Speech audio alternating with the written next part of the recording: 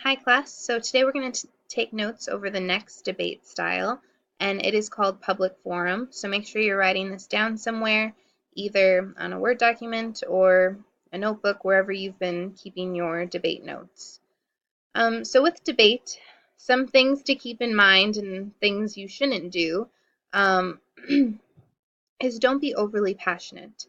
You don't want to be yelling at your opponents or the audience or the judges. You want to make sure that you use proper pronunciation. With public forum, the topics are very specific, and a lot of times they might include vocabulary that's hard to pronounce. So it's really important that you practice your speeches, and if you don't know how to pronounce something, then look up how to pronounce it. And ultimately, we always need to be respectful whenever we debate. Some general information about public forum. So it's a prepared speech.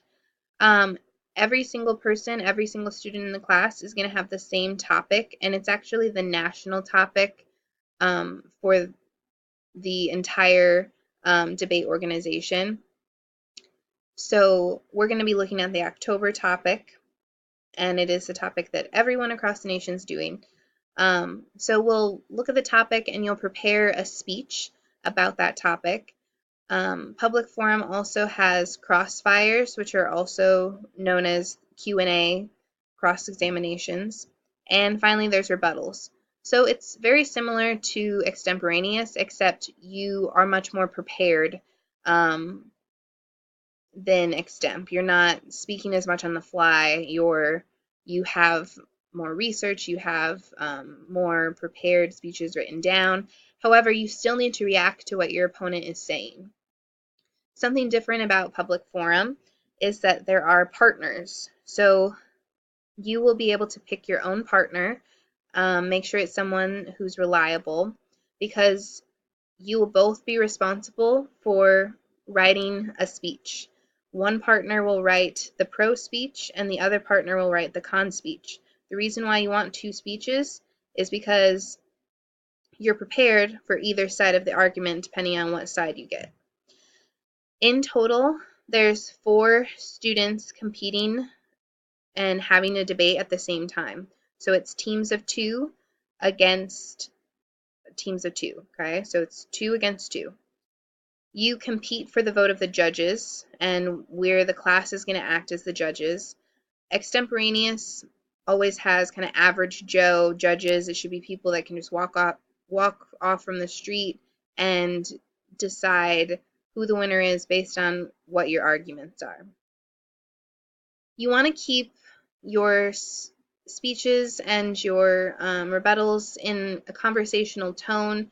You don't want to talk like a robot and race through to try to fit all of your speech into that time frame. You want to present it in more of a personal way. And obviously, with any debate, you need to make sure you have evidence to support what you're saying. Otherwise, you're just talking out of your butt and people can read through that. So we will always be researching and putting evidence in our papers. The resolution or topic. So this is the topic that you're going to debate. Like I said, it's posted every month nationally and it runs for 2 months. So if you go to the October 8th novice night, this is the October topic is what we're going to be preparing for. And usually it's kind of a rip from the headlines, current and controversial issue. So just as a student and as a citizen of the United States, you should just constantly be watching or reading the news, following different news feeds on your social media accounts, just so you're aware of what's going on in the world, because it might be helpful for when you debate. Here are some examples of past public forum resolutions. So the first one, resolved, in the United States, students should be guaranteed 2 years of free tuition to a community or technical college. That one's pretty simple. Some can be pretty complicated, like our topic for this month is pretty complicated, but we'll work through it together and break it down to figure out what it means. So the sides of a debate, just like with extemporaneous, you have a pro side and a con side. So someone who's for the resolution and someone who's against the resolution. And the sides are determined by a coin toss. The team that wins the coin toss has two options. You either get to choose the side, so you can choose whether you're pro or con, or you can choose the order, so whether you speak first or second. And it's up to you to strategize with your partner on which one you're going to pick if you win the coin toss. The team that lost the coin toss gets to make the remaining choice. So if Team A wins the coin toss and they decide we're going to speak second, that means Team B gets to decide whether they're pro or con. So this is kind of a review because in our debate notes we talked about constructive speeches. So the constructive speech is the very first speech that your team gives during the debate, and it basically sets up your case. It's your opportunity to deliver what your side stands for in regards to the resolution. It's prepared and it's scripted, and it's a 4-minute speech, so it's much longer than the 2-minute extemporaneous speeches we gave. And these are prepared speeches. So you'll have your computer with you with your typed Word document pulled up where you can deliver your speech. The first speaker from each team will read the case, and this includes evidence. And the purpose is just to lay out your claims or reasons, provide your warrant, your evidence, your logic, and the impact of why it matters. The first speech is just to clarify what's going on. So you want to make sure it's very organized and easy to understand. Your 3 reasons are very clearly labeled by you saying my first reason is and going into that, and then my second reason is and explaining that, and so on. Rebuttal speeches are also 4 minutes, and these are after the first crossfire, which a crossfire is a question and answer round. Rebuttals are much more on the fly. They kind of mimic extemporaneous because you need to use what your opponent said and try to tear it down while also building up your own case. It's your first chance for debaters to refute or tear down your opponent's points. So you're constantly trying to disprove what your opponent just laid out, and you're trying to respond to attacks that they made about you. So this is, like I said, it's like extemporaneous. So you need to be taking notes. Even if you're not the one that's going to be speaking, you need to take notes. And you also need to take notes over what your partner says so that you can help each other and bounce off of what the other one said. Public forum also has 2-minute speeches, and one of those speeches is a summary speech. So after the second crossfire, it's a Q&A. So the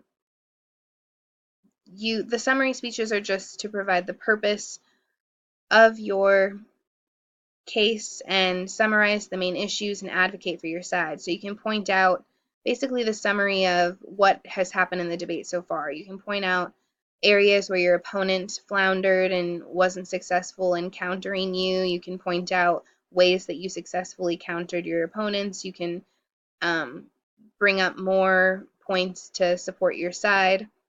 So the summary speeches are important, but they're pretty quick, only 2 minutes. And then there's a 2-minute final focus speech. This is your last shot to persuade the judges. No new arguments should be made at this time.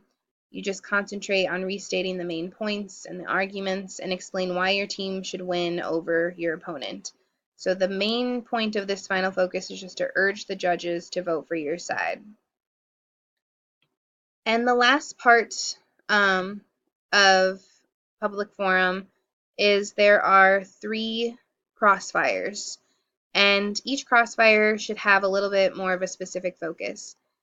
These question and answer rounds are much different than extemporaneous because you take turns asking questions back and forth, and the question and answer rounds are longer. They're 3 minutes. So you get 3 minutes to ask questions and answer questions.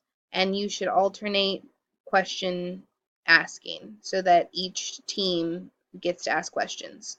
The first crossfire is between speaker 1 and 2. So it's just one person from a team versus another person on the team. And the first crossfire should just clarify what is being said, because the purpose is to eliminate confusion. The second crossfire is between speaker 3 and 4. And this is where you start to challenge your opposition's points and you try to get them confused and to flip and to maybe not have a strong hold on their case. And then the last crossfire is between all the speakers, so anyone can ask questions, anyone can answer them, and it's your last chance to really clarify and ask for examples. You don't want to repeat questions that have already been debated, though, and so you need to make sure you ask questions. You don't want to waste the question answer round by saying, I don't have any questions. You need to come up with questions, and that's why you need to take notes. So just to refresh, here is the structure with all the parts that I just talked about. So the red is one team and the blue is another team. So speaker 1 and 2, they would be giving that first constructive speech, just laying out and reading the speeches that you and your partner wrote. Then there's the crossfire just between those two speakers. Then the other members of the team who haven't spoken yet, they get up and give a 4-minute rebuttal where they try to tear down what was said in these two speeches, or build them up. And then they have a crossfire where they talk and ask questions to each other. Then those original two speakers that spoke first, they do the 2-minute summary speeches. Then there's the grand crossfire where everyone asks and answers questions. And then those second two speakers that spoke during the rebuttal, they're going to finish the speech up with the final focus that lasts 2 minutes. Each team gets 2 minutes of prep time that you can use throughout the debate. So you could use 30 seconds here, a minute there, but you only get 2 minutes throughout where you can ask for prep time. Ultimately, each debater, each person on the team speaks 2 times. And this order is always consistent, so it never changes.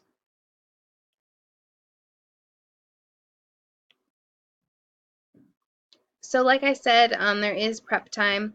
Each team has 2 minutes of preparation time, like that you should use throughout. You can only use them between the speeches, not in the middle of a speech or not in the middle of a Q&A.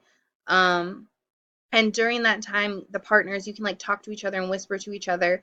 But throughout the whole debate process, you can be passing each other notes, helping each other, so that you work as a unit, as a team. We'll watch a review video later just to clarify what public forum looks like, but this is kind of a brief overview. It's much more structured than extemporaneous, and there's much more time put into it. So you're wondering probably what your first topic is, and this is it. It's pretty intimidating. So the September-October topic is resolved. The United States should accede to the United Nations Convention on the Law of the Sea without reservations. So your next assignment, if you look in Canvas modules for today's date, is you can either work by yourself or with a partner. I want you to take this topic and write it in student-friendly language, because right now it's pretty confusing. Like, if you don't know what accede means, then you need to look up that word. If you don't know what the United Nations Convention is, look that up. If you don't know what the Law of Sea is, look that up. If you don't know what reservations is, look that up. And then rewrite this sentence into student-friendly, easy to understand language. Okay? You can work with a partner, you can work by yourself, but that is your ticket out the door for today. Ask the sub if you have any questions, but we'll talk more about it once we get started with public forum.